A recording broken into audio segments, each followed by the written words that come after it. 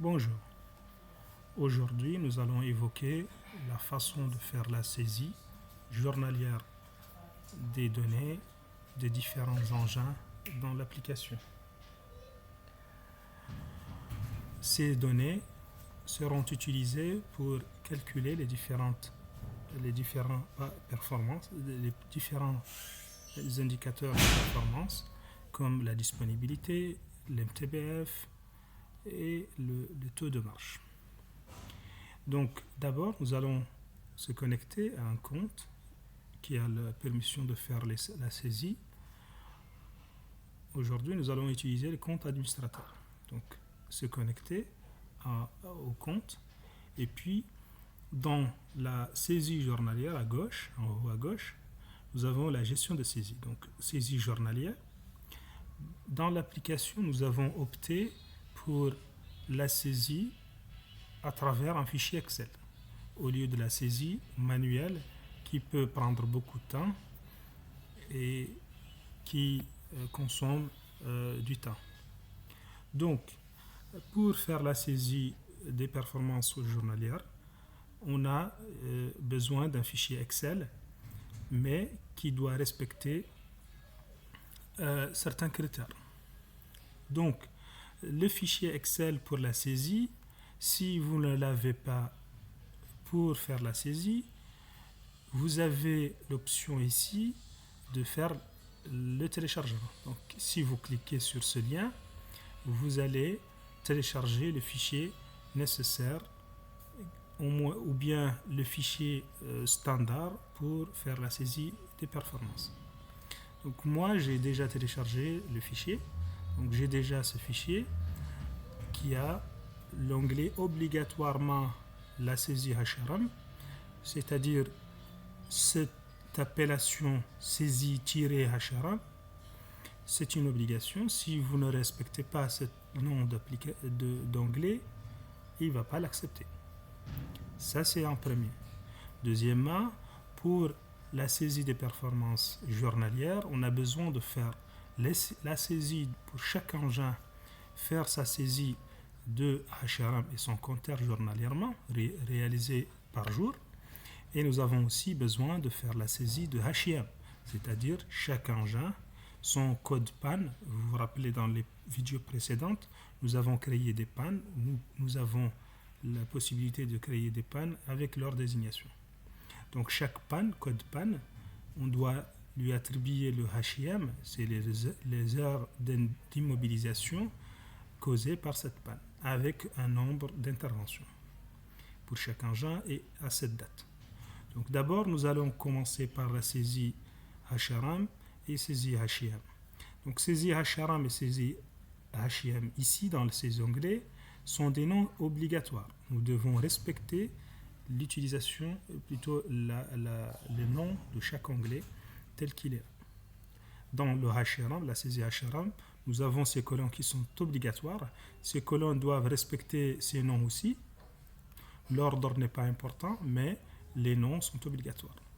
Si on rajoute si une de ces colonnes est omise, l'application va vous avertir que cette ligne, bien la colonne, n'est pas acceptée.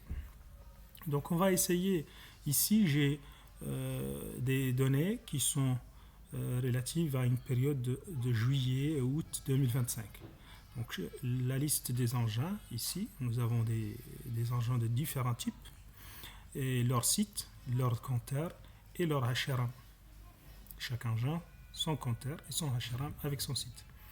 Et là, j'ai la saisie HIM. Chaque jour, j'ai par engin le code PAN avec les HIM de la PAN et nombre d'interventions. Donc nous allons faire la saisie à travers ce fichier. C'est un fichier d'essai qu'on va exploiter maintenant. Vous allez voir que le nombre de lignes, on a 15 439 lignes pour la HRM. Vous allez voir que ça va passer rapidement. Donc c'est l'avantage d'utiliser un fichier Excel. Donc là, si vous voulez, on va aller cliquer ici pour choisir le fichier. Donc moi j'ai le fichier dans... Vous allez vers l'endroit là où il y a votre fichier. Vous le placez là où vous voulez. Moi, je l'ai placé dans projet, next, public, upload, et là. Si vous choisissez ce fichier, donc le fichier c'est le même, c'est la même to upload GMAO, il va vous donner la liste des onglets. Ça, c'est la liste des onglets que nous avons ici. C'est exactement la même chose. Parce que j'ai beaucoup d'onglets. Je veux choisir l'onglet HRM qui est là. Donc, une fois choisi, il va vous faire la lecture de toutes les données. Vous voyez par exemple coronavirus numéro 4, le 31 août, et son compteur. C'est la même information qui est dans cette ligne. Donc, ainsi de suite, il va vous compter les 15 438 lignes que nous avons ici dans cet onglet. 15 438, 39 c'est l'entête. C'est les données qu'il va injecter. Donc quand vous faites injecter, il va commencer à ligne par ligne. Et vous voyez ici, il va vous donner le résultat de l'injection. Est-ce que importé avec succès ou il y a des erreurs? S'il y a des erreurs aussi, il va les comptabiliser dans ce statut. Le nombre d'erreurs, il a. Nombre de lignes avec succès. Nombre de lignes en cours. Chaque fois, il passe un par un. Et celui qui est en attente, il décrémente parce qu'à chaque fois qu'il passe succès ou erreur, il décrémente celui qui est en attente. Donc là, il est en train de traiter et injecter ces données. Moi, j'ai déjà injecté ces données, donc je peux l'arrêter. Vous pouvez arrêter le processus, il va s'arrêter là où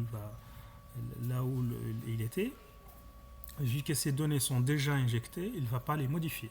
Donc c'est juste un essai, donc je peux arrêter ce processus. De la même façon, on va saisir les données HIM.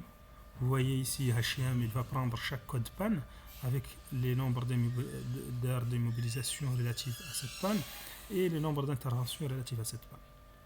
Donc si on injecte, c'est de la même façon, il va commencer à injecter et chaque ligne, il va dire c'est succès ou il y a des erreurs. Donc une fois la saisie avec un fichier Excel est faite, vous pouvez voir les différentes colonnes ici, statuts, la liste des erreurs, la liste en cours, la liste là par exemple en cours il va traiter un, il termine, il passe à un autre, les succès ils sont là et la liste de tout. Donc là c'est le traitement déjà aussi déjà saisi, donc je peux l'arrêter pour le moment. Donc ça c'est la partie saisie des données. Maintenant pour faire les rapports, on va aller le rapport des performances déjà saisi. Vu que nous avons saisi juste la période juillet-août, on va aller vers RGE qui est rapport journalier en juin. On va choisir la date du rapport journalier. Donc la date, on va prendre août, le 31 août par exemple, parce qu'on a août et juillet et août. Donc on va prendre le 31 août comme exemple et on génère le rapport. Donc dans l'application, elle va aller calculer les performances pour chaque engin, la disponibilité journalière, disponibilité mensuelle, disponibilité cumulée qui est l'annuel et le TDM journalier, mensuel, cumulé, MTBF journalier, mensuel et cumulé. Vous avez des colonnes qui ne sont pas affichées, vous pouvez les afficher si vous voulez, le nombre d'heures NHO, le nombre d'interventions, l'objectif et ce que vous voulez comme colonne, il sera affiché et vous pouvez le voir ici. Si vous voulez cacher aussi quelques colonnes, par exemple si je veux cacher le parc, si je veux cacher les sites, si je veux cacher par exemple tout ce qui est objectif, sera juste, il va afficher juste la partie que je veux ici. Donc là, c'est le rapport journalier. Engin, chaque engin, vous allez voir ses différentes performances. Vous avez la possibilité de filtrer avec les sites ou chercher un engin spécifique. Par site, par exemple, si vous voulez que les engins de TO14, vous avez que les engins de TO14. Si vous voulez que les engins de Page11, vous avez que les engins de Page11, et ainsi de suite. Vous pouvez aussi chercher un engin précis, par exemple la 49 heures, on va dire 11, vous allez avoir les données relatives à cet engin. Okay. Maintenant, si vous voulez exporter ce rapport sous format Excel, vous pouvez choisir d'afficher le tout, afficher toutes les informations pour les exporter, parce que c'est tout l'ensemble des engins. Vous pouvez exporter en Excel en cliquant ici, enregistrer, et dans quelques secondes, le rapport journalier est disponible. Si vous allez cliquer sur l'onglet, vous avez le fichier Excel, là où il y a tous les engins, chaque engin, et ses différentes performances. Les performances affichées, c'est les performances qui seront téléchargées. Il télécharge exactement ce qui est affiché. Donc si vous voulez rajouter d'autres colonnes ou les supprimer, ou de les masquer. Donc là, c'est le rapport, comment saisir les données et générer un rapport journalier pour les engins et faire la filtration et exporter les données du rapport journalier. Dans d'autres vidéos, nous allons aborder le reste des rapports, chacun à part. D'ici là, merci beaucoup et au revoir.